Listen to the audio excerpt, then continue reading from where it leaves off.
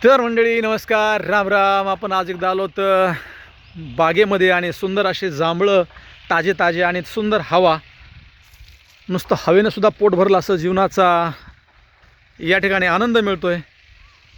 आपल्यासोबत दादा आहे, शेतकरी दादा,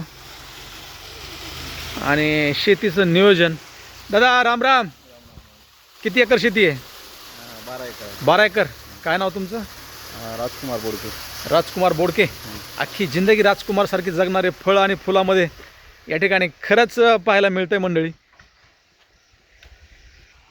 शेतकऱ्याचा पसारा, वाट्यान, टोपणन, झाकणन, पायपन. चिंचा पाहिल्या तर माणसाला खरंच या ठिकाणी खूपच असं म्हणजे राहण्याचा आनंद आवरणार नाही. आणि चंदन सुद्धा वासाला या ठिकाणी.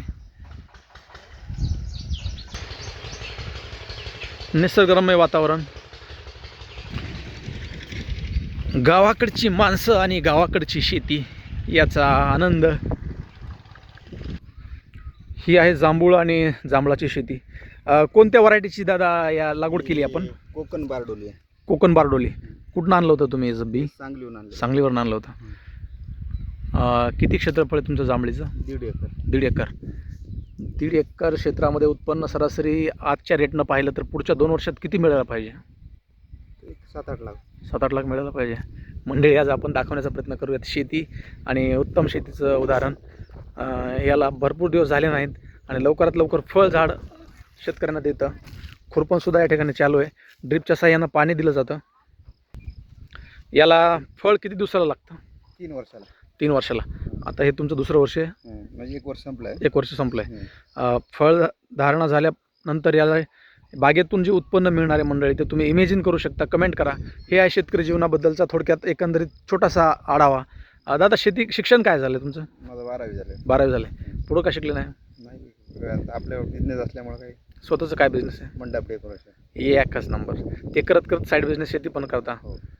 शेतीला जोडधंदा असलाच पाहिजे या मताचा मी पण आहे.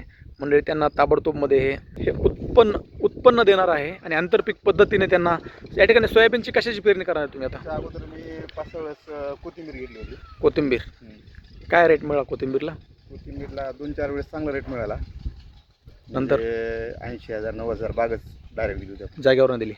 कधी लागवड केली पाहिजे कोथिंबीरची? कोथिंबीरची लागवड म्हणजे आता केलीच पाहिजे. तर पेरणीचे दिवस आहेत. शेतकरी ढगाकडे पाहतोय. पाऊस पाणी नाही आहे. पाण्याचं नियोजन तर आपण दाखवलंच.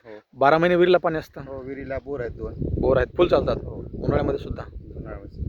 आजूबाजूला कुठं तळ वगैरे नाही, तळ वगैरे काहीच नाही. नशीबच घेऊन आला. शेती थोडी आहे पण नियोजन काटेकोर पद्धतीचं आहे. आणि शिक्षण करत करत स्वतःचा व्यवसाय लवकर व्यवसायात उतरलेले दादा. अजून कोणते कोणते झाड आहे तुमच्याकडं? हेच आहेत, जांभळ आणि पेरू. जांभळ आणि पेरूची कोणती व्हरायटी? ते तायवान. तैवान आहे. Taiwan pink. पण सध्या कुठल्याही फळबागेला म्हणजे थोडंसं डिमांड आहे मार्केटमध्ये, कारण बाकीची शेती पावसामुळं एकंदरीत शेतकऱ्यांना त्रासदायक व्हायली. काही काही झाडांना फळ लागले होते, तोडून टाकले.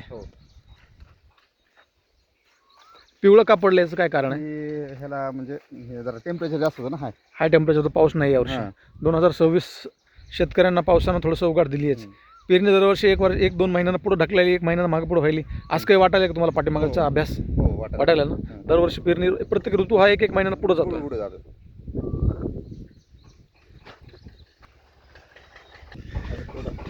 मंडळी, हे आहे शेतकरी बांधवांचा थोडक्यात आजचा आढावा. झाडांशिवाय शोभा नाही. जर तुमच्या शेतामध्ये झाडं असतील तरच छान वाटतं. चिंचेमधून उत्पन्न किती भेटतं तुम्हाला? 1.5 लाख रुपये. चिंच पण 1.5 लाख रुपये देते.